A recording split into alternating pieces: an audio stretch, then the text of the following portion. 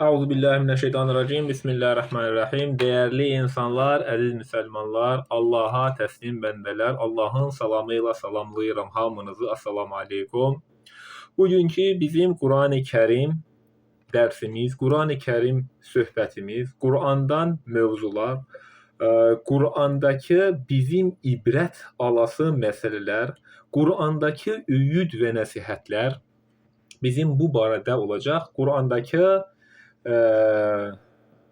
bizim bugünkü söhbətimiz ixlas ilə əlaqəli olacaq. İxlas əməl.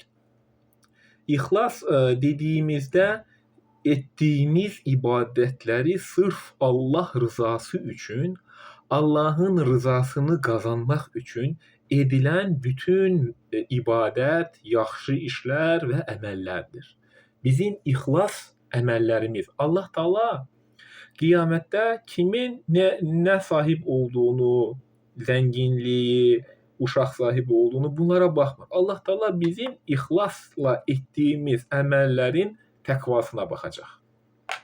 Bugünkü Qur'an-ı Kerim ixlas ilə əlaqəli olacaq və bu barədə Qur'an-ı Kerimdə 9 ayə keçməkdədir. Birinci, ixlasın daha geniş anlamağımız üçün nə olduğunu, nə demək olduğunu biz indi oxuyaq. İxlas nədir? İxlas əməl, ixlasla ibadət, ixlasla edilən ibadətlər. Bu nədir? İxlas nədir? Biz onu öyrənək. İxlas ibadətlərdə səmimi olmaq, qəlblə bağlanmaq və sırf Allah rızası üçün edilən bütün əməlləri əhatə edir. Yəni ixlasın Allah rızası üçün edilən bütün işləri, ibadətləri, əməllərimizi əhatə edir. İxlas. Dinimizdə ixlasın əhəmiyyəti çox vacibdir. Çox vacib əhəmiyyəti var ixlasın. İxlasla insan ibadət eləməsə, o ibadət ona elə bil ki bir namaz qılmaq deyək, oruç deyək, elə bil ki insan ixlasla o əməli, ibadəti eləməsə, o özünün üzərində olan bir yük kimi görər. Elə bil ki ibadət onun üçün bir Allah ilə qovuşmağa, Allaha yaxınlıq eləyən bir etdiyimiz Allahı uca tutan, Allahın müqəddəsliyini, Allahın qüdrətini bilib ona qul olmaq yox, elə bil ki ixlasla etmədiyimiz halda ibadəti, elə bil ki ibadət insan üçün elə bil ki bir yük olur. Oruc elə bil ki bir yük olur. Oruc da, ibadət də ixlasla biz eləməliyik ki, ibadətlər bizə yük olmasın. O, ibadət eləyəndə o insan ibadətdən ləzzət alsın. O ibadəti Allah rızası üçün eləsin. O ibadəti yük kimi görməsin.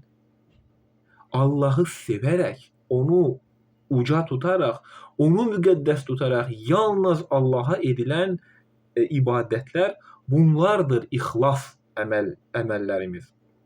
Əgər ki ənənəvi dinə baxanda ixlas əməllərin hansısa şeyxləri, müridləri, peyğəmbərləri ilahlaşdıraraq onların sayəsində edilməsi lazım olduğunu deyəcəklər. Və bəziləri deyəcəklər ki, bu dünya Muhammed üçün yaradılıb, bu dünya Muhammed olmasa da yaradılmayacaqdır. Bu barədə mən demişdim, Qur'an-ı Kerimdə ayə var, Allah Taala deyir, bir bəşər yaradacağım dünyada. Bütün mələklər də deyir ki, ey Allah, o yer üzərində qan tökəcək birincisini mi yaradacaqsan? Allah Taala deyir, siz bilməzsiniz, mən bilərəm. Və insanları, insanlığı yaradır. Bəzi belə bir anlayış da var ki, bu dünya Muhammed üçün yaradılıb. Yer göy də onun üçün yaradılıb. Elə bil ki, hər bir yaradılışında Muhammedin nuru var. Ayda, günəşdə, yerdə, suda, dənizdə, hər bir yerdə elə bil ki, Muhammedin nuru var. Yəni, Peyğəmbəri ilahlaşdırma gedir. Dində Peyğəmbəri ilahlaşdırmaya gedir ibadətlər.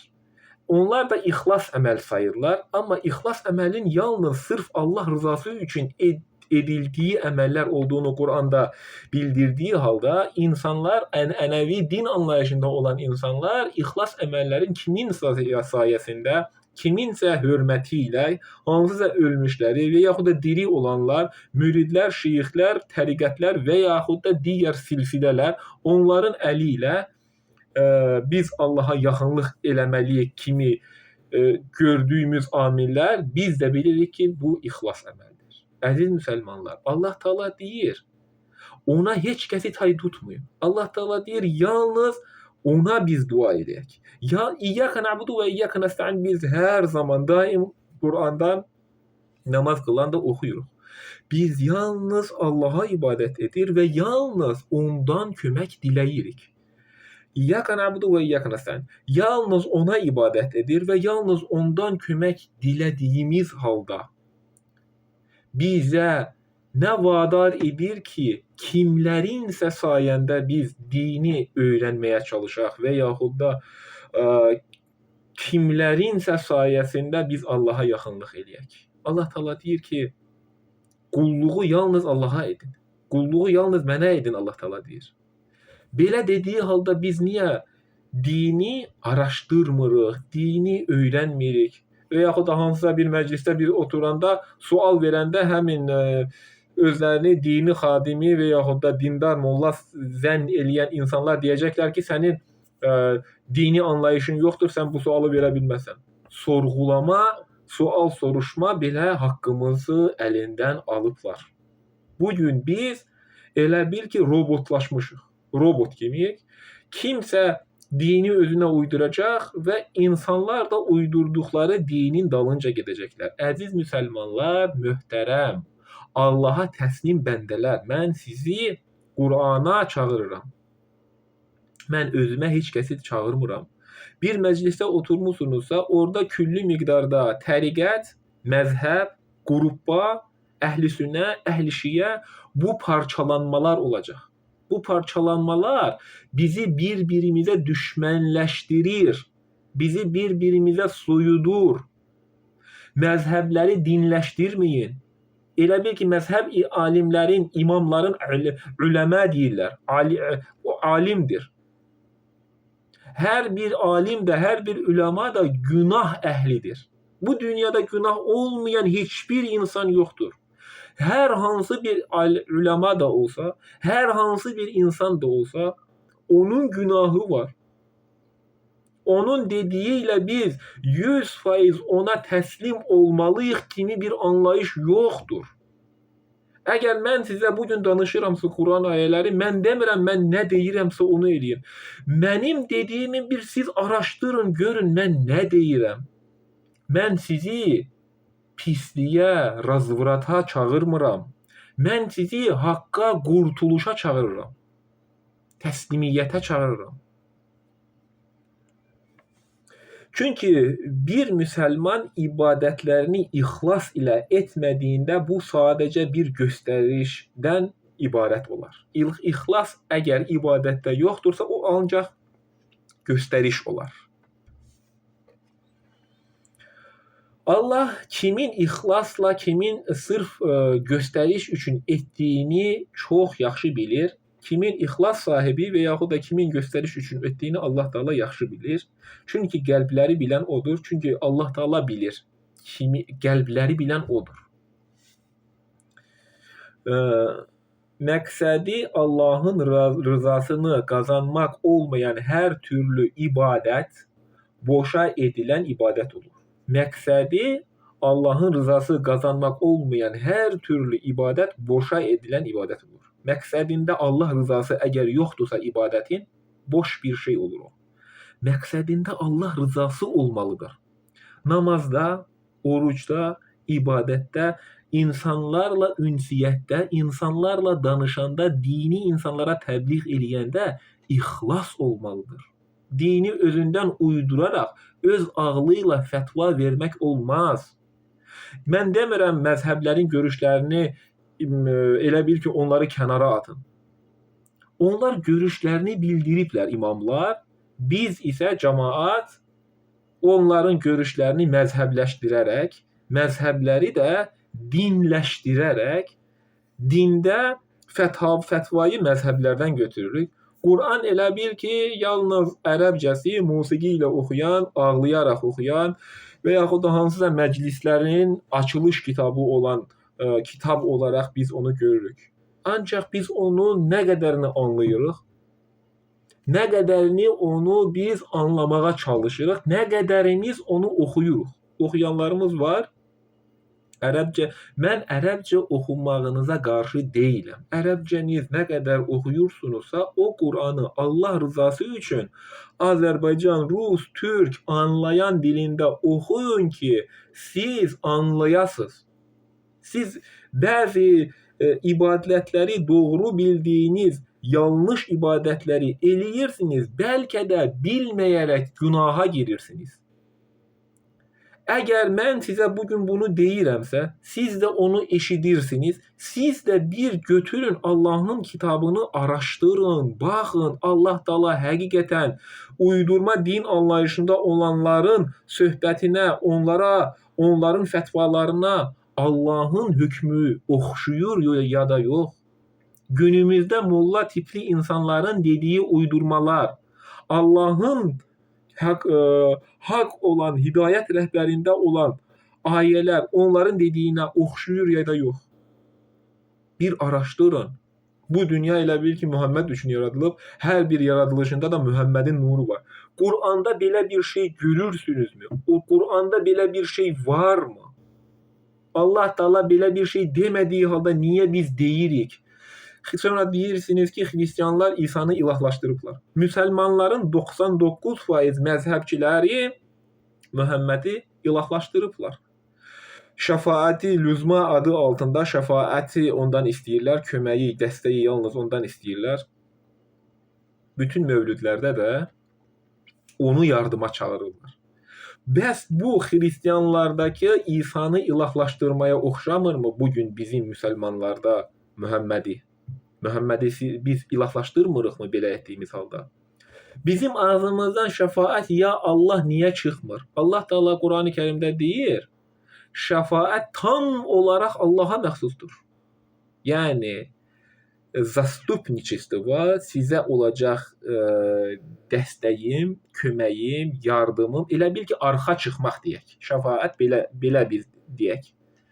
Yalnız Allah Taala deyir, məndədir.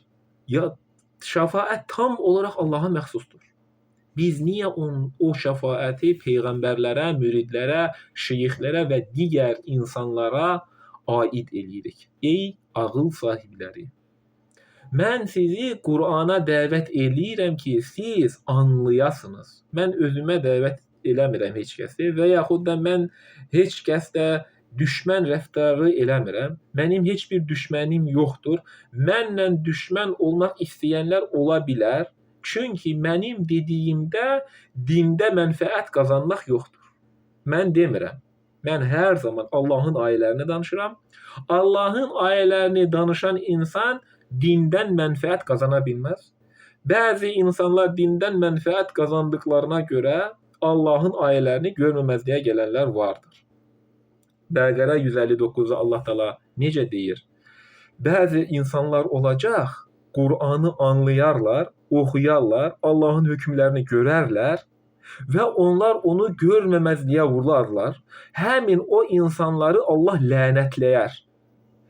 O insan imam olsa da, dini xadim olsa da, kim olursa olsun, kimliyindən asılı olmayaraq, o insan elə bil ki, məsciddən çölə də çıxmasın, o qədər ibadət əhli olsun.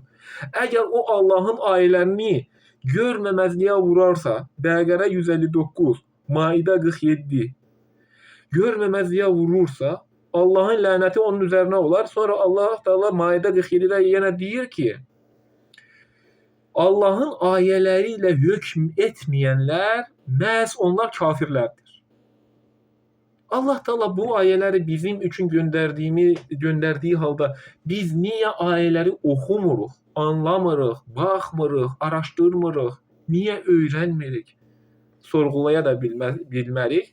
Elə bil ki, kiməsə bir sorğu-sual eləsə, bir məclisdə olan adam, həmən dini xadim ona deyəcəklər, sənin elmin varmı, sən dini oxumusanmı? Belədir. Bu nəzakətsizlikdir insanlarda. Bu insanın özünün nəzakətsizliyini göstərir. Mən hər bir zaman məclislərdə oluram. Mən insanlara deyirəm, maraqlandığınız, bilmək istədiyiniz bir şeyi mənə deyin ki, mən cavab verim. Mən şad olaram. Mən şad olaram onun üçün Allahın ayələrini insanlara mən çatdırmağa çalışıram və sizi də ora dəvət edirəm.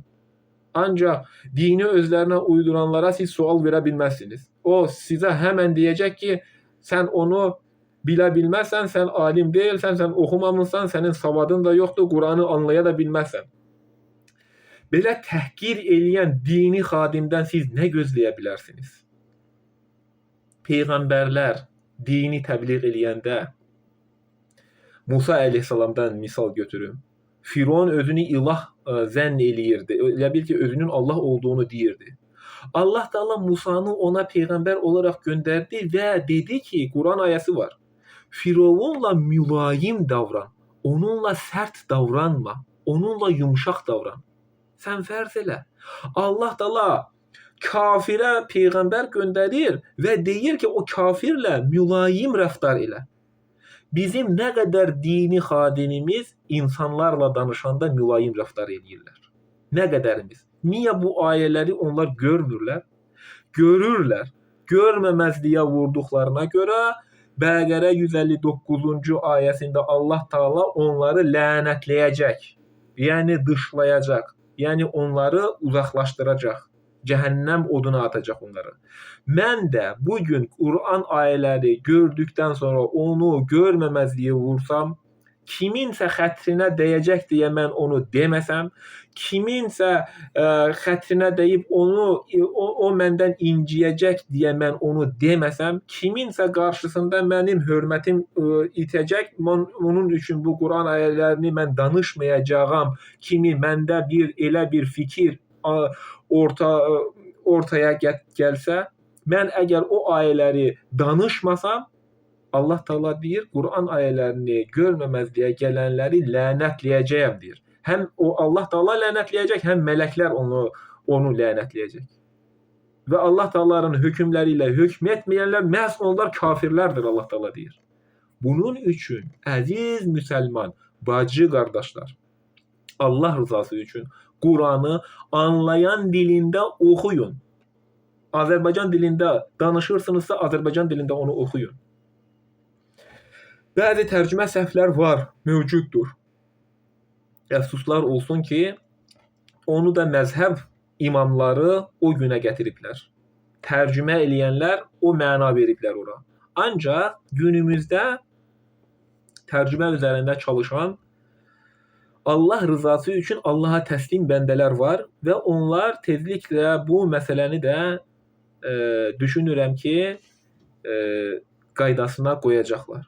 Allah rızası üçün Quranı öz dilinizdə oxuyun.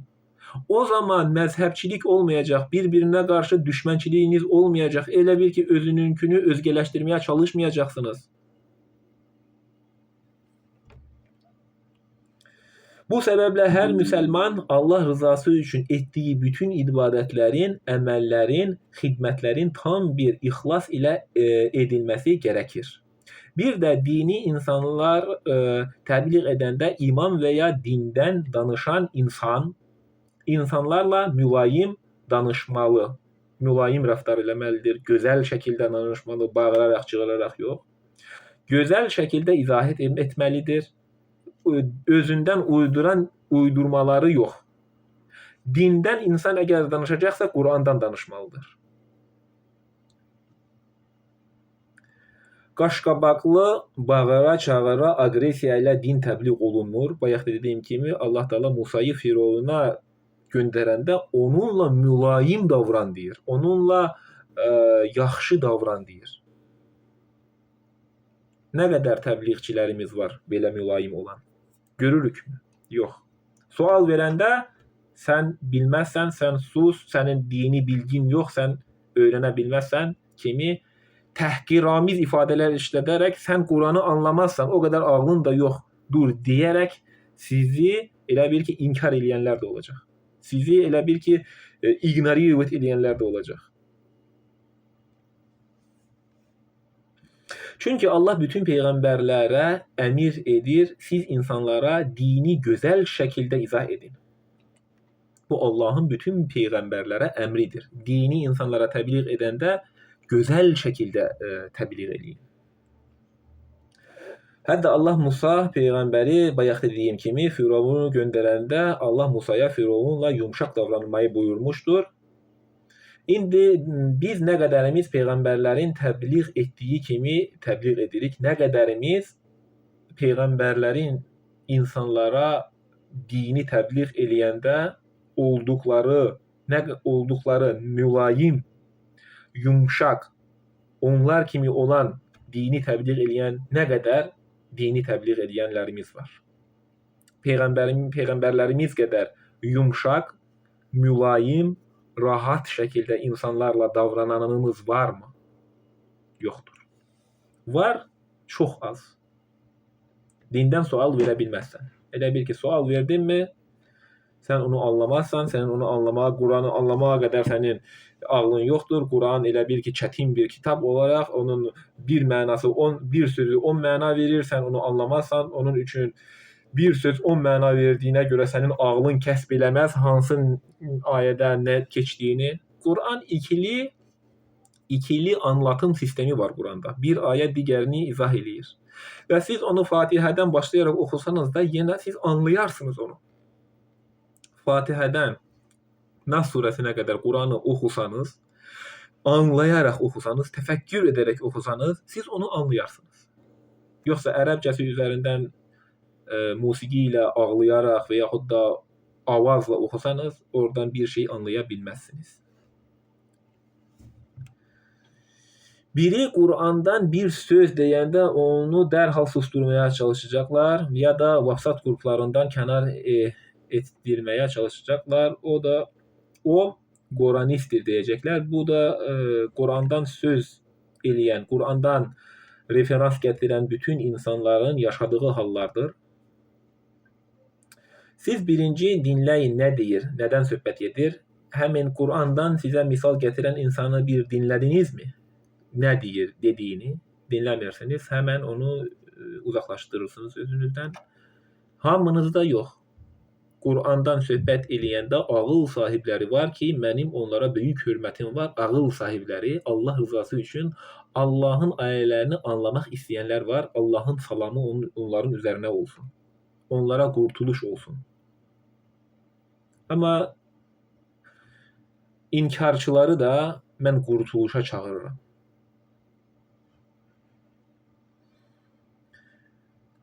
Həmən siz üz döndərirsiniz həmin Qurandan misal gətirən insandan ya da eşitməməzliyə vurursunuz. Eşitmək istəyənlər var, amma eşitmək istəməyənlər də vardır. Bu da insanların nəzakətsizliyini göstərən amillərdir. Elə bil ki, Qurandan bir insan danışanda elə bil ki, üz döndərib gedirsiniz. Getməyə də çalışanlar olacaq. Elə bil bu insanın nəzakətsizliyini ortaya qoyur. Heç bir insanın qarşısında baş əymə, dini özün araşdır. Heç bir insanın qarşısında baş əymə, nə müridin, nə şeyxin, heç birinin başında baş əymə qabağında. Dini özün araşdır, özün oxu, özün anla. Qula qul olma.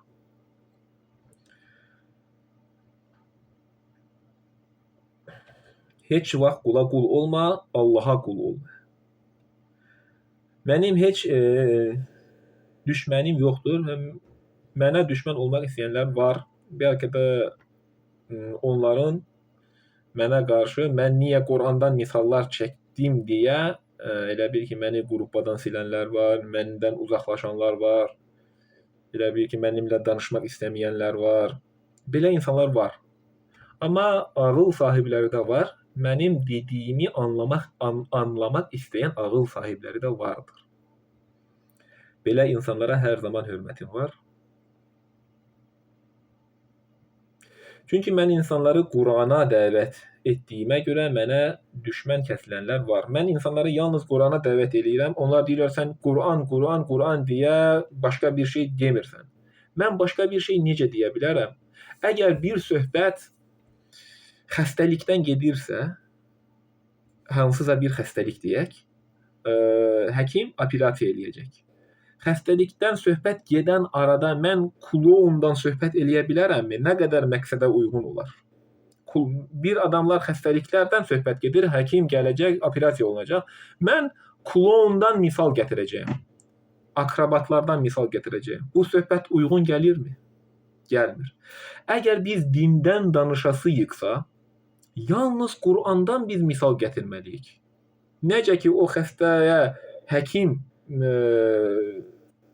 uyğun gəlir, xəstəyə elə bil ki, xəstə insana uyğun gələn həkim və onun məsləhətidir. Kloun və yaxud da akrobatların məsləhəti yox. Bunun üzərinə Qur'andan, dindən biz söhbət eləmiş olsaq, dindən elə bil ki, bilgiləri bilmək istəsək, biz hara müraciət eləməliyik? Qur'andan savayısına biz müraciət eləsək, elə bil ki, klona müraciət eləmiş kimi oluruq və yaxud da akrobatlara. Yəni, dində hökm Allah verir. Bu məcaz deyirəm mən. Necə ki, bayaq o xəstə ilə əlaqəli, xəstə həkimə müraciət edəcəyi kimi, xəstə klona və yaxud da akrobata müraciət edə bilməz. Bir insan dini araşdırmaq istəyirsə, o Qur'ana müraciət eləməlidir. Qur'andan savayı kitablara yox. Qur'andan savayı kitablar elə bil ki, onu çaşdıracaq. Birinci Qur'anı, Allah bu Qur'anı bizə niyə göndərsin ki, 23 il ərzində onu yalnız ərəbcəsini ağlayaraq, musiqi ilə, məxrəclərlə oxumaq məqsədi ilə mi göndərsin? Anlamayaq mı deyə mi göndəribdir bu kitab bizə? Yaşasın deyə, yaşatmaq üçün göndərdiyi kitab, dini xadimlər bizə niyə bu Qur'anı yaşayan kitab yox, onu oxuyub, savab qazanan və yaxud da onu oxuyub musiqi halında dinləyən kitab kimi biz görürük. Bizim nə qədərimiz Qur'anı anlayaraq oxuyanımız var. Mən hər dəstə bütün insanları Qur'anı anlayaq, onu oxuyaq, onunla hökm edək, buna mən çağırıram, dəvət edirəm. Hər zaman. Özümə yox. Mənim nə qrupum, nə məzhəbim, nə təriqətim, nə firqəm, nə silsilələr, heç bir belə bir nəyim yoxdur. Mən Allaha təslim bəndəyəm. Məni Allah müsəlman adlandırıb Qur'an-ı Kərimdə. Mən onun adlandırdığı şərəfli adından başqa bir ad mən özümə götürə bilmərəm. Çünki məni yaradan, yaşadan, öldürən, öldükdən sonra yenidən diriləcək olan Allah, o müqəddəs, tərifə layiqdir. Mən yalnız ona qul oluram və sizi də Allaha qul olmaya dəvət edirəm. Niyə mənə elə bil ki, Qurandan misallar gətirəndə, elə bil ki, niyə mən dədə-baba dini eləmirəm? Elə bil ki, niyə sən dədə-babadan qalma dini eləmirsən? Allah Teala Quranda deyir, bəlkə sizin atalarınız səhv ediblərsə, siz də o səhvləri təkrar mı edəcəksiniz? Niyə imamların ağzından bu ayələr çıxmır? Elə bil ki, dini xadimlər və yaxud da digər insanların ağzından bu ayə niyə çıxmır? Quranı insanlara təbliğ eləyəndə, dəvət eləyəndə Qurana elə bil ki, Qurandan misallar gətirəndə həmən deyirlər ki, sən Quranda niyə danışırsan? Bizim dədə-babalarımız belə eləyib, sən də belə elə. Allah Teala Bəqərə surəsində olacaq, nömrəsi dəqiq yadımda deyil. Allah Teala deyir, bəlkə sizin atalarınız səhv ediblərsə, siz də o səhvləri yenidən təkrar mı eləyəcəksiniz? Allah Teala belə buyurur. Hansı din xadimi bu ayəni danışan eşitmisiniz? Hansı din xadiminin bu ayəsi danışan eşitmisiniz? Bəlkə o atalarınızın etdikləri səhvdirsə, o etdikləri səhvləri yenə siz mi təkrar eləyəcəksiniz? Mən artıq axı sizə hidayət rəhbəri olaraq Qur'anı, öyüd, nəsihət, sizin yaşam tərzinizi, sizin həyat tərzinizi, yaşantınız üçün, həyatınız üçün bu Qur'anı, ibadəti, ixlası, gözəl əxlaq sahibi olmağınız, insan olmağınız, insan kimi elə bil ki, yaşamanız üçün bu Qur'anı sizə göndərdiyim halda Niyə yenə siz dədə baba dini deyə o etdiklərinizi eləyəcəksiniz? Nə qədəriniz bildikləriniz imam və yaxud axundlar bu ayəni sizə danışıblar? Əgər danışmasalar Bəqərə 159-cu ayəsini təkrar oxuyun, orada görəcəksiniz. Deməsək, danışmasaq Allah bizi lənətləyəcək və bizi dışlayacaq. Və günahkar olaraq dünyadan keçəcək. Günahkar olaraq dini, Allahın dini yox, dini özlərindən uydurub o dünyaya gedənlər də onlar üçün orada heç də yaxşı vəziyyət olmayacaq. Allah Taala din Allahındır. Biz dinə əlavələr eləyə bilmərik. Dinə əksiklər də eləyə bilmərik. Allah Taala Quranda nə deyirsə biz onu yaşamaq məcburiyyətindəyik. Yaşamaya da bilərsiniz. Hər kəsin yoldan çıxma haqqı var. Amma biz doğru yoldan çıxmayaq. Allah nə deyirsə biz onu eləyək. Allah Taala Qurani-Kərimdə yenə təkrar olaraq deyim, həyatım da, namazım da, orucum da, qurbanım da, bütün ibadətlərim də Allah, aləmlərin Rəbbi olan Allah üçündür. Nə qədəriniz buna riayət edirsiniz? Allah rızası üçün eləyirsiniz. Ancaq sizin dediyinizlə etdiyiniz uyğun gəlmir. Mən insanlara Quranı öz dilinizdə anlayaraq oxuyun deyirəm. Dini özlərinə uyduranlar isə sən onu anlamazsan deyərək insanları Qurandan uzaqlaşdırırlar. Mən insanları Qurana dəvət edirəm. Dini özlərinə uyduran axund, imam və yaxud da hansısa özlərini dindar hesab edən insanlar sən onu anlamazsan deyərlər. Elə bir ki, təhqiramiz ifadələr işləyərək sən onu anlaya bilməzsən. Allah Taala Quranda deyir, bu kitab müfəssəl olaraq izah olunub. Bu Quranı Allah Taala izah eləyib.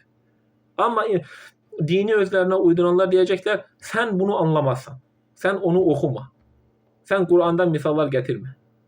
Niyə deyirlər? Çünki mənfəətlərinə əl vermir. Dindən mənfəətlər eləyənlər Allahın ayələrini gizlədəcəklər, uydurmaları, özlərinin doğru bildikləri uydurmaları danışacaqlar ki, insanları ələ alsınlar. Ələ salsınlar.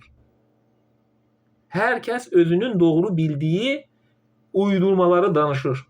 Hər kəs özünün bildiyi şəkildə dini təbliğ eləməyə çalışır. Bayaq dediyim kimi xəstə həkimə müraciət etməlidir. Xəstə klona, akrobata, streitelə müraciət eləsə, o öz məqsədinə çatmaz. Dini öyrənməkdən ötürü biz Qurana müraciət eləməliyik. Qurandan savayı kitablara biz müraciət eləsək, biz onu anlaya bilmərik.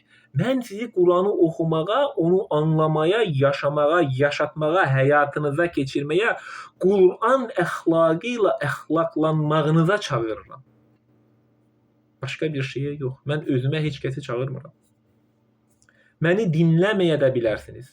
Ancaq Allah rızası üçün Allahın ayələrini oxuyun.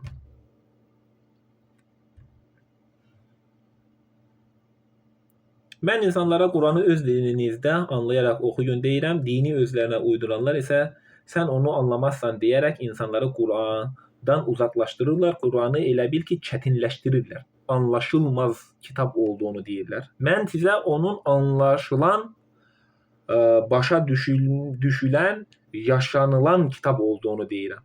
Mən bunu deyirəm. Amma dini özlərinə uyduranlar anlaşılmaz kitab olduğunu deyəcəklər. Siz də ağıl sahibisinizsə biraz təfəkkür edin ki, bəs Allah Taala bizə anlaşılmaz kitabı niyə göndərsin? Biraz təfəkkür edin, özünüz də çalışmalısınız bunun cavabını tapmaqdan ötürü. Çünki onların görməməzliyə gəldikləri Qurandakı Allahın əmrlərini mən insanlara danışanda onlar mənə elə bir ki, düşmən kimi olurlar. Allah hər kəsə hidayət eləsin. İnsan dini yaşayır deyir. Deyirəm, hansı dinin dindarısın? Uydurma dinin dindarısın, Allahın dinin dindarısın. Hansı dinin dindarısın? Allahın dinin yoxsa dini özlərinə uyduranların dininin dindarısın? Din Allahındır. Təslimiyyət yalnız onadır. şəfaət tam olaraq Allaha məxsusdur. Allah deyir, bu dinə uyun, bu dinə, bu İslama, Adəm əleyhissalamdan bu günə qədər yaşayan din İslamdır. Xristian müsəlman və Yahudi müsəlmanların dinləri və kitabları təhrif olduqlarına görə onlar özlərinə başqa ad, ləqəb götürdüklərinə görə dinlər təhrif olunub və Allah Taala həmin İslam dini yenidən bizə göndərib və yenidən kitabı göndərib. Quranda nə ayələr, hökmlər keçirsə, Tövratda da, Zəburda da, Adəm əleyhissalama verilən kitabda da həmin hökm keçir. Allah hökmləri dəyişmir. Dini özünüzə uydurmayın. Fətva verəcəksənizsə Qurandan, yalnız Qurandan.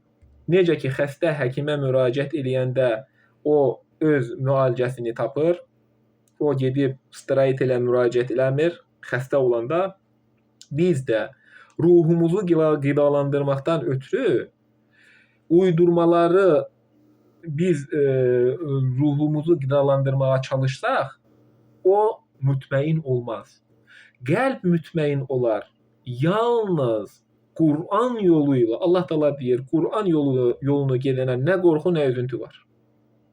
Biz o yolu gedək. Araşdıraq, oxuyaq, öyrənək. İqra bismi rabbikəl-lezî xalaq. Yaradan Rəbbinin adıyla oxu. Dünyanı, həyatı, təbiəti, hər bir şeyi oxu, hər bir şeyi öyrən. Qəbul etmədiyin bir şey var.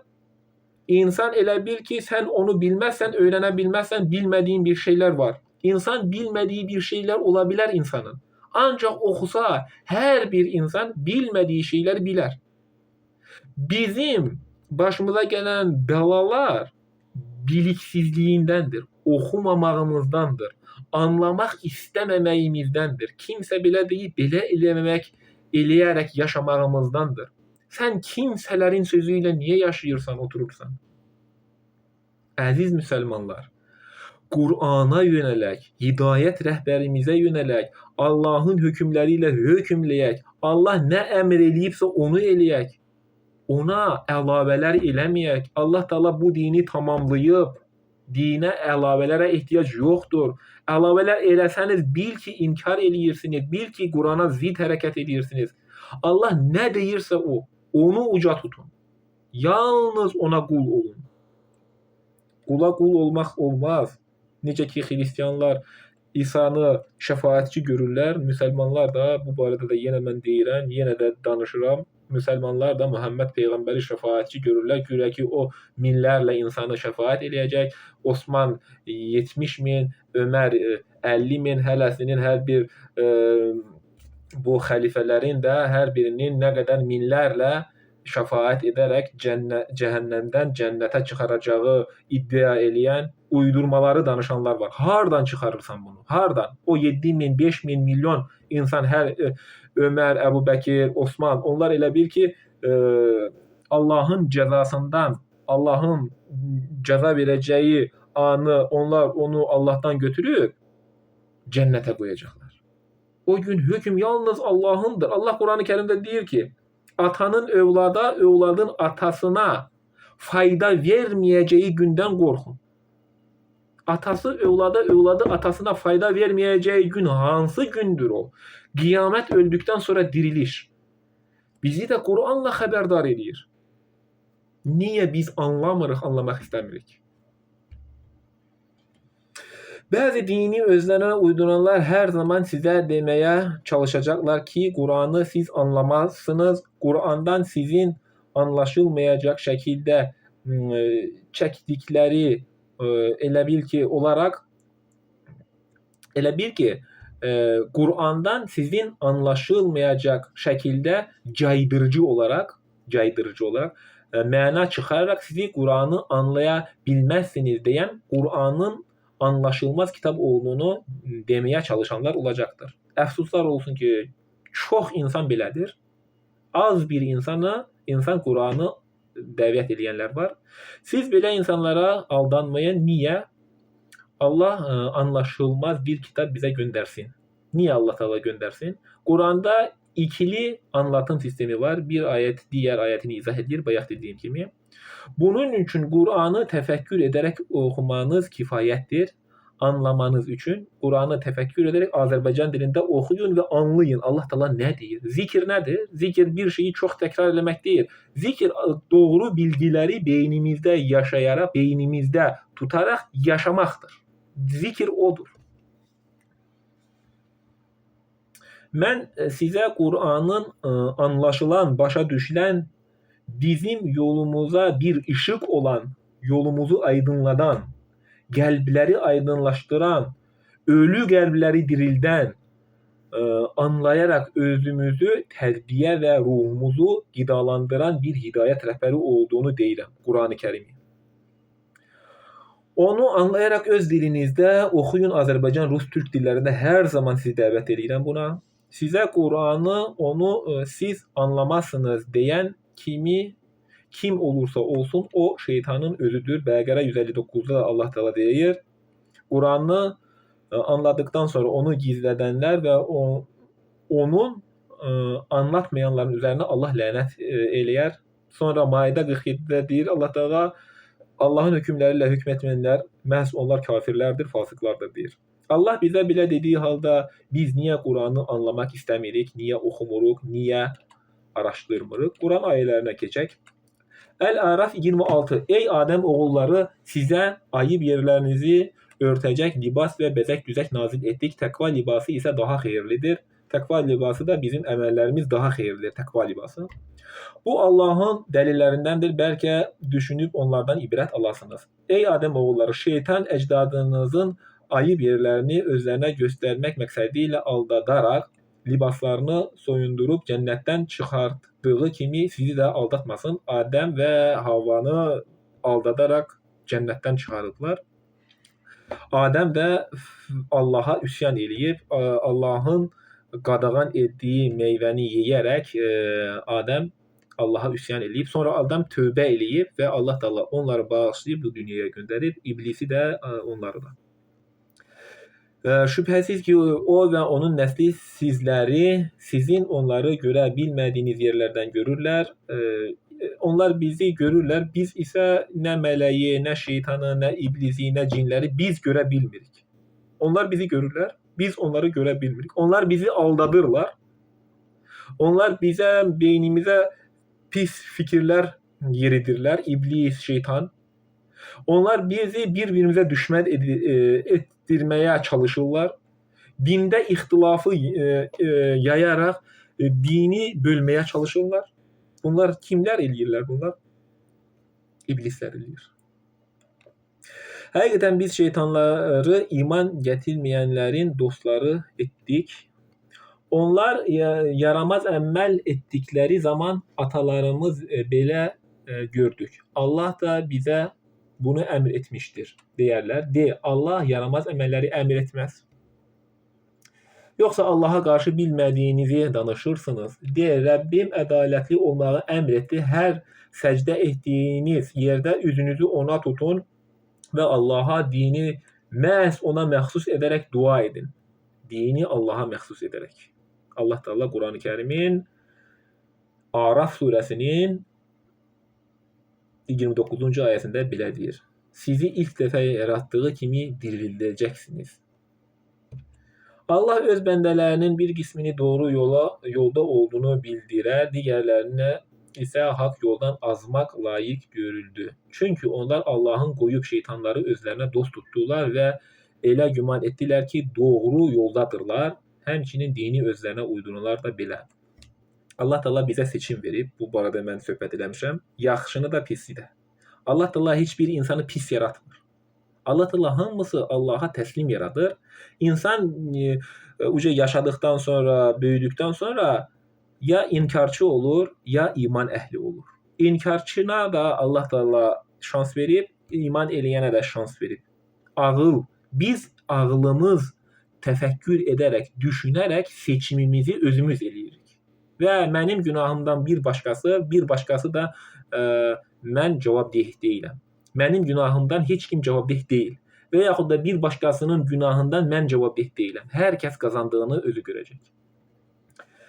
Ey Adəm oğulları, məscidlərə gedərkən gözəl geyimlərinizi geyin. Bir ki, məscid Allah evini ziyarət eləyəndə geyimlərinizə riayət eləyin. Yeyin, için, lakin israf etməyin. Allah Teala heç vaxt bizim israfçı olmağımızı istəməz. Yeyin, için, ancaq israf eləməyin. Şübhəsiz ki, Allah israf edənləri sevmir. Deyə Allahın öz qulları üçün üzə çıxartdığı zinət və təmiz ruziləri kim haram etmişdir? De, bunlar dünya həyatında hamıya, qiyamət günü isə yalnız möminlərə məxsusdur. Biz dərk edən adamlar üçün ayələri belə izah edirik. De, Rəbbim həm aşkar, həm də gizli törədilən yaramaz əməlləri, hər cür günahı haqsızcasına zülm etməyi, Allah haqqında heç bir dəlil nazil etmədiyi bir şeyi ona şərik qoşmağınızı və bilmədiyiniz şeyləri Allahın əleyhinə söyləməyinizi haram buyurmuşdur. Əl-Ənkəbut 63. Əgər sən onlardan göydən yağış nazil edib, onunla yeri quruduqdan sonra canlandıran kimdir deyə soruşsan, onlar mütləq Allahdır deyəcəklər. Deyə həmd olsun Allaha, lakin onların çoxu bunu başa düşmür. Necə ki, insan var, illərlə namaz qılır, amma namazda oxuduğunu anlamır. Anlasa, o daha çox təslimiyyəti Allaha göstərəcək. Anlasa, daha çox mərhəməti insanlara artacaq. Daha çox insanlığı onda çoxaracaq. İnsan kimi insan olacaq. Biz namazı niyə qılırıq? Allah Teala deyir ki, namaz insanı pis və pisliklərdən uzaqlaşdırır. Əgər bir insan namaz qılırsa, pis və pislikləri eləyirsə, o namazın mahiyyətinə çatmır. Allah Teala deyir, pis və pislikləri bizdən uzaqlaşdırır. Namaz, oruc, bu ibadətlər. Həm pisliklər eləyərək namaz qılan insan, o elə bir ki, imanı dadmayan insandır. Əgər Quranı anlayaraq oxusa, o insan o pislikləri də özündən uzaqlaşdıracaq və Allaha təslim bir bəndə olacaq. Görürsünüzmü? Quranı anlasaq, biz özümüzü, ruhumuzu, özümüzü necə biz Quran əxlaqı ilə əxlaqlandıra bilərik. Ruhumuzu biz Quranla qidalandıra bilərik. Bu dünya həyatı əyləncə və oyundan başqa bir şey deyildir. Allah Teala Quran-ı Kərimdə açıq aydın deyir. Bu dünya oyun və əyləncədən ibarətdir. Axirət yurdu isə əsl həyatdır. Kəş bunu biləydilər. Axirət yurdu üçün hər zaman bu dünyada çalış. Allah Teala mən hər zaman daim deyirəm. Qızıl qaydadır bu. Allah Teala boşda qalanı və çalışmayanı sevmir. Açıq aydın. Allah Teala halal ruzi qazananları sevir. Halal ruzi alın təri ilə qazanılan pul, elə bil ki qazanc, o ibadət hökmündədir. Nə qədər ki siz halal qazanc eləyirsiniz, o qədər siz ibadətləri eləyirsiniz. Siz zəngin ola bilərsiniz. Öz işinizdir. Nə qədər istəsəz də zəngin ola bilərsiniz. Ancaq qazancınızda haram olmasın. Qazancınızda faiz olmasın. Qazancınızda qul haqqı olmasın. Qazancınız halal olsun. Elə bil ki, alın təri ilə olsun. Allah razı olsun qazancınızdan.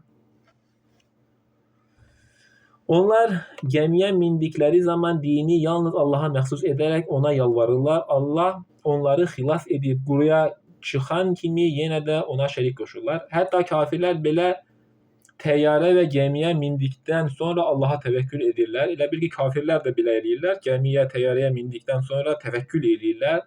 O elə bil ki, uğurlu eniş etdikdən sonra yenə inkar eləyəcəklər. Nə qədər kafir bir insan olursa olsun, təyyarəyə minəndə onun ürəyində elə bil ki, qorxu olur. O Allaha yaxınlıq eləyir. Təyyarə uğurla yerə inəndə və yaxud da gəmi də öz yerinə çatanda o inkarı davam edəcək. Bu dünyada Allaha inanmayan heç bir insan yoxdur. Bütün insanlar Allaha, bütün kafirlər, o Yaponiyada olan Büddistlər də Allaha inanırlar. Amma bilərək haqqı örtürlər. Çıxılmaz bir vəziyyətə düşən kimi onlar Allaha iman gətirirlər və o çıxılmaz vəziyyət aradan qalxan kimi yenə inkarlara davam edirlər. Çünki insanların çoxu nankördürlər. Bu ona görədir ki, bizim onlara verdiyimiz nemətlərə nankörlük etsinlər və hələlik əylənsinlər, amma tezliklə biləcəklər. Məgər onlar ətrafındakı insanlar yaxalandıqları halda onlar üçün təhlükəsiz bir yer etdiyimizi görmürlərmi? Onlar batilə inanıb Allahın nemətini inkar mı edirlər?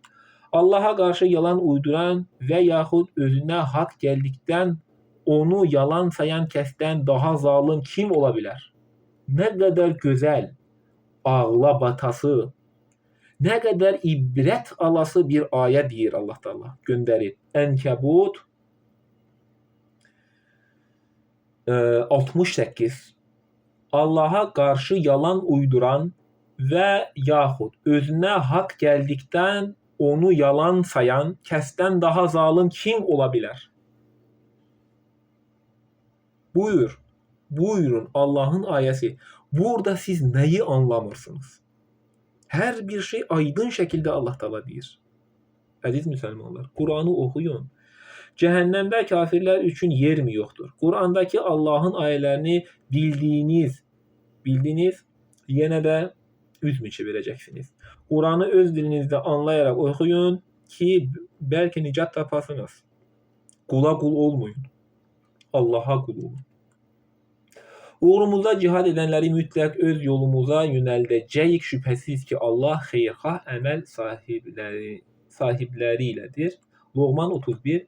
Onun dəlillərinin bəzisini sizə göstərməkdən ötürü dənizdə gəmilərin Allahın neməti sayəsində üzdürdüyünü görmürsünüzmü? Şübhəsiz ki, bunlar səbirli olanlar və şükür edənlər üçün bir ibrətdir. Dağların saldığı kölgələr kimi dalğalar onları çuğaldığı zaman onlar dini məhz Allaha məxsus edərək ona yalvarırlar. Allah onları xilas edib quruya çıxartdıqda isə aralarından bəziləri küfürlə iman arasında orta yol tuturlar. Bizim ayələrimizi yalnız nankör xainlər inkar edərlər. Allahın ayələri nankörlər və xainlər inkar edərlər. Ey insanlar, Rəbbinizdən qorxun. Yalnız ona yalvarın. Allah nə deyirsə o. Valideynin övladın da valideynə heç bir fayda verə bilməyəcəyi gündən çəkinin. Hansı gündür o? Qiyamət. Həqiqətən Allahın vədi bir həqiqətdir. Qoy bu fani dünya sizi çaşdırmasın. Bu fani dünya sizi çaşdırmasın. Bu fani dünyaya aldananlar var. Din deyə uydurmalar eləyən var. Elə bil ki, uydurma dini yaşayır. Elə bil ki, o uydurma dini elə ürəkdən götürür ki, haqq olan dini yaşayır. Haqq olan dini Qurandan söhbət eləyən kimi həmən o özünün razısızlığını göstərməyə başlayır. Mən belə görmüşəm, mən belə edirəm, babalardan mən belə görmüşəm. Bəlkə babalar səhv ediblərsə, mən də elə oxumuşam, mən də elə öyrənmişəm. Mən də gördüm ki, bəlkə də babalarda səhv var. Məni yaradan, yaşadan, öldürən, öldükdən sonra dirildəcək olan Allahın dediyini mən eləyim, qurtuluşa ərim və nicat tapanlardan olum. Mən sizi də buna dəvət edirəm. Ey insanlar, Rəbbinizdən qorxun. Valideynlərin övladın da valideynə heç bir fayda verə bilməyəcəyi gündən çəkinin. Həqiqətən Allahın vədi bir həqiqətdir. Qoy bu fani dünya sizi çaşdırmasın. Hiləgər şeytan da sizi Allahın əzabından arxayınlaşdırıb tovlamasın. Tovlayanlar da var. Dini yaşamayanlar var. Elə bil ki, mən deyirəm, namazı niyə qılmırsan? Mən günah işləyən adamam, namaz qılsam daha da günah olar. Şeytan insanı o qədər azdırıb ki, namaz qıla bilmir. Mən günahkar bir bəndəyəm, ona görə namaz qıla bilmirəm. Mən deyirəm, sən namazı qılmasan daha da günaha batacaqsan. Namaz qıl ki, haqqa gedərsən. Oruç tuta bilmirəm. Mənim əməllərim pisdir, ona görə oruç tuta bilmirəm. Hər bir insanın günahı var. Belə bir anlayış da var ki, bir insan günah qazanırsa, o elə bil ki, ibadəti eləmir. İbadətdən uzaqdır. Namaz qılmır. oruç tutmur. Allaha təslimiyyəti göstərmir. Deyir ki, mən günah işləyən adamam, bunları eləsəm daha çox günah olar. Kimi fikri var. Elə bil ki, bunları eləməsə ona az günah var. Budur şeytanın dostu. Şeytanın dostu yox, belə deyənlərin şeytanın özləridirlər. Siz insanları namaza, Qur'ana, haqqa, oruca, Allaha təslimiyyətə, gözəl əxlaqa, Qur'an əxlaqına dəvət eləyin hər zaman. Qabaqdakı, qarşıdakı insanın onu qəbul eləyib eləməməsi onun işidir. Siz yalnız bəyan edin. Siz yalnız insanlara çatdırın. Mən sizə çatdırdığı kimi siz də insanlara çatdırın. Həqiqətən o saat haqqında elm yalnız Allahdadır. O saat qiyamət saatı və yaxud da insanın ölüm vaxtı. Bunu yalnız Allah bilər. Bu qeybdir.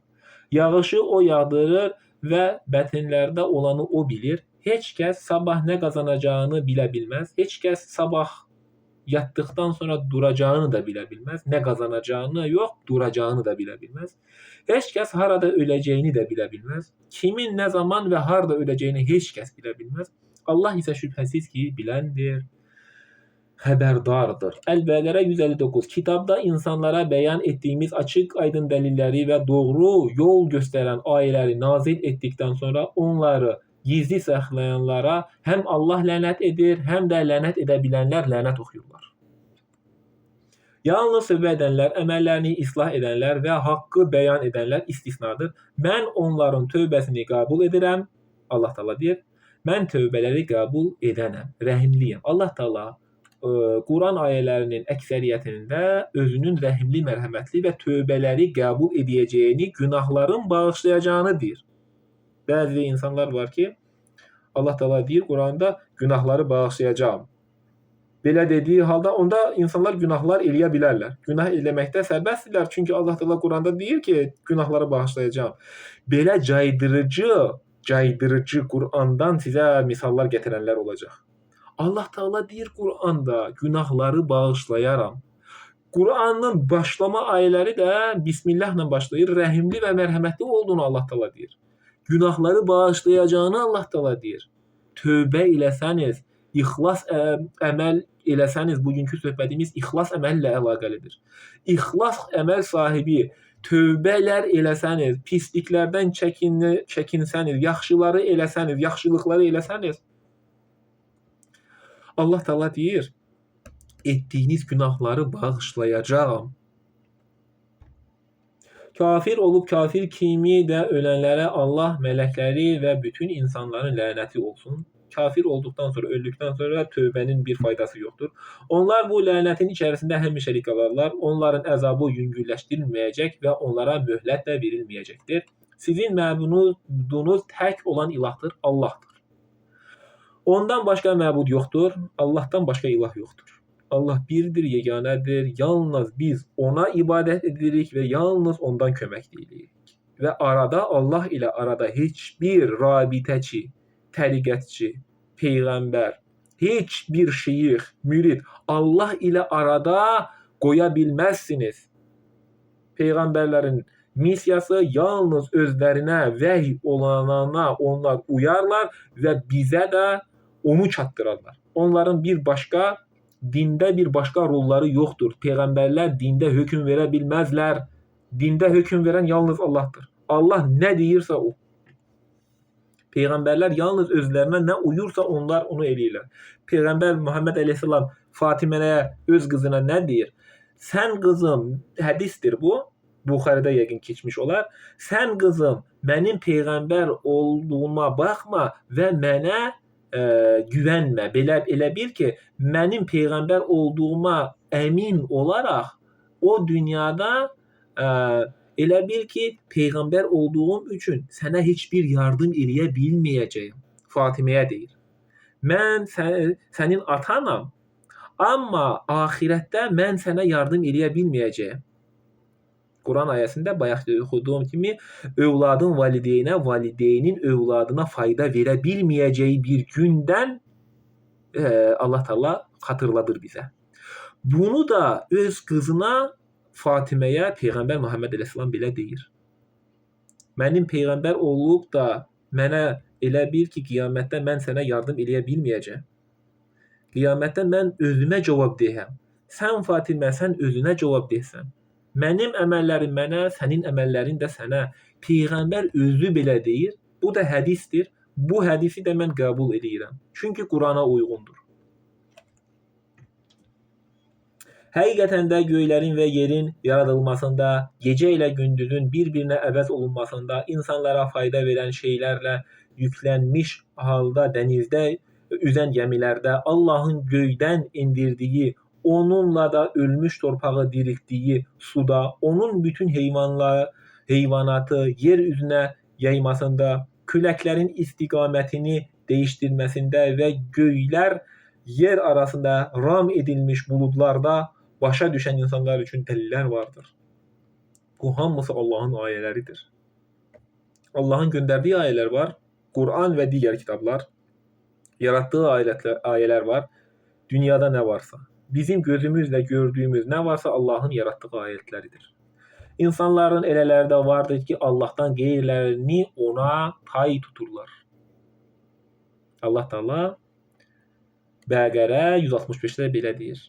İnsanların elələri də vardır ki, Allahdan qeyrilərini ona tay tuturlar. Peyğəmbəri ilahlaşdıran müsəlmanlar yoxdurmu? 99% məzhəb və təriqət insanları Peyğəmbəri ilahlaşdırıblar.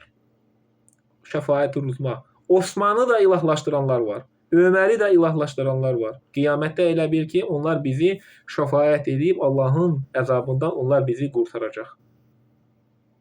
Və yaxud da belə bir şey də var. Hansısa hafiz, Quran hafizi 10 dənə, 20 dənə və yaxud da daha çox özü ilə şəfaət eləyərək cənnətə insanları çıxaracağını deyən uydurma söhbətləri də eşitmiş olarsınız. Hafiz ola bilər o.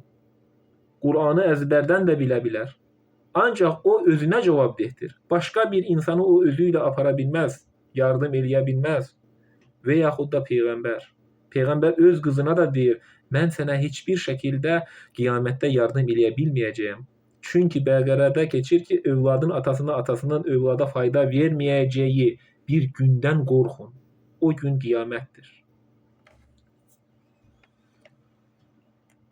İnsanlardan elələr də var ki, Allahdan qeyrilərini ona tay tuturlar. Onları da Allahı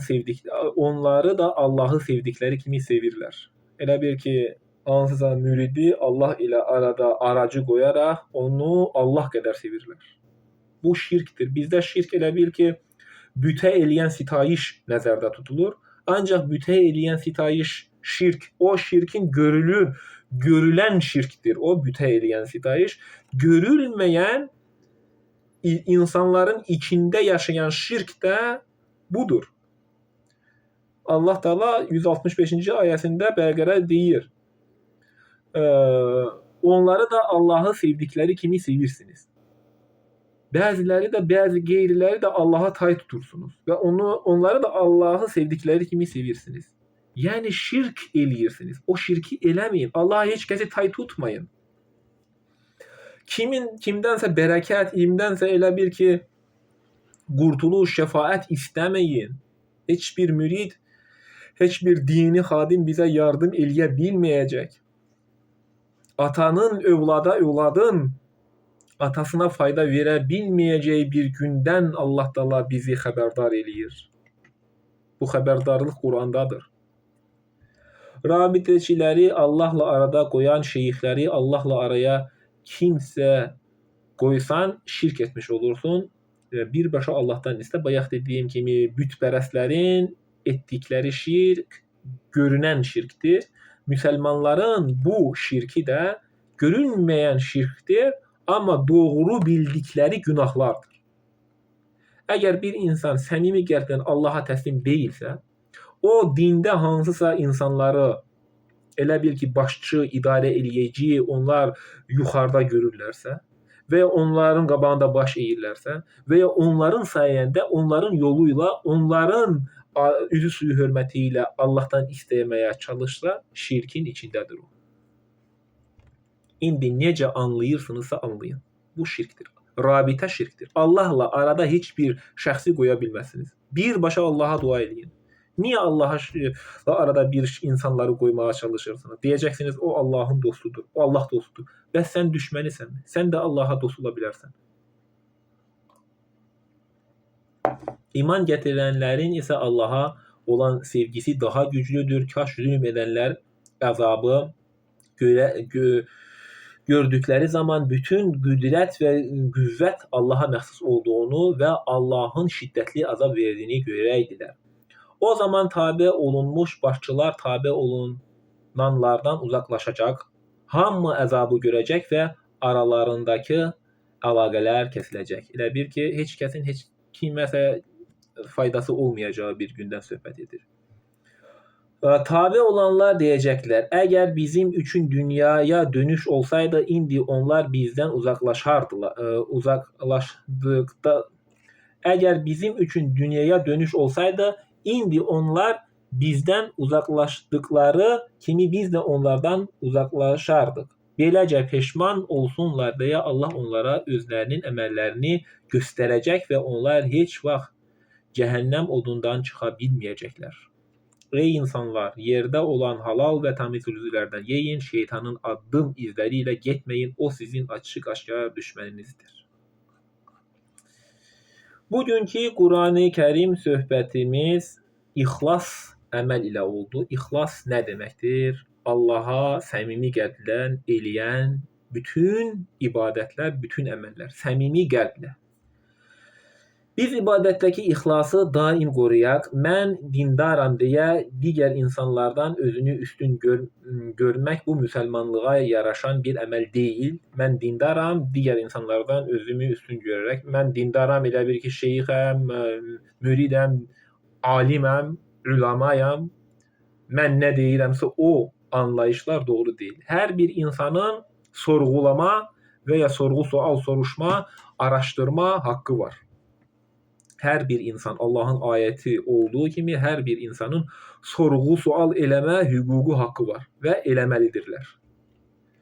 Dinini təbliğ zamanı siz insanlarla son dərəcə mülayim davranın, qorxudaraq, hədə qorxu gələrək, bağırıb, çağıraraq təbliğ olmaz. Biz internetdə bəzi belə din xadimləri görürük, YouTube-da və yaxud da digər yerlərdə elə bağıraraq, çığıraraq, insanlara qışqıraraq dini təbliğ eləyir. Bu nə cür din təbliğidir? Sən mülayim niyə danışa bilmirsən? Sən insanlarla insan kimi niyə rəftar edə bilmirsən? Mərhəmətli, rəhimli, gözəl əxlaq sahibi niyə ola bilmirsən? Gözəl danış, niyə özündən çıxırsan? İnsanlara qışqıraraq dini təbliğ edənlər var. Qulaq asanlar o anda onu dinləyərlər, qışqıraraq qulaq asanlara o anda onlar dinlər, lakin onun nəzakətsizliyindən onu dediyini etməzlər. Qışqırıb, bağıraraq dini təbliğ eləyənlərə qulaq asarlar, ancaq o məclisdən çıxdıqdan sonra onun dediyini eləməzlər, çünki onun nəzakətsizliyini görərlər. Nəzakətli bir insan, insana əgər öyüd nəsihət verəcək olsa, o yalnız Qurandan verər və Allah rızası üçün insanlarla mülayim davranır. Allah Taala deyir, "Əl-Müslimul əxul Müslim." Qurani Kərimdə də keçir, hədis də var belə. Bütün müsəlmanlar elə bil ki, bir-birlərin qardaşıdırlar. Qardaş qardaşa pislik eləyərmi? Onun üçün din təbliğ zamanı son dərəcə diqqətli olun. Çünki bayaq da dediyim kimi Allah bütün peyğəmbərlərə təbliğ anında insanlara dini bilgiləri verən anında insanlarla son dərəcə mülayim olmaları əmr olunmuşdur. Musa əleyhissalama, İsa əleyhissalama, Mühəmmədə, bütün peyğəmbərlərə öz qövmlərində dini təbliğ zamanında peyğəmbərlərə əmr olunub ki, yalnız özlərinə nə vəhiy olunubsa onlara de və son dərəcə mülayim davran insanlarla. Allah bu dini doğruları yaşayan və doğruları insanlara çatdıran salih əməl, gözəl əxlaq sahibləri, möminlər bizi eləsin. İxlas əməli Allah rızası üçün eləyən möminlərdən olaq. Söhbətimi dinlədiyinizə görə minnətdarlığımı bildirirəm. Allah amanında sağ olun, var olun.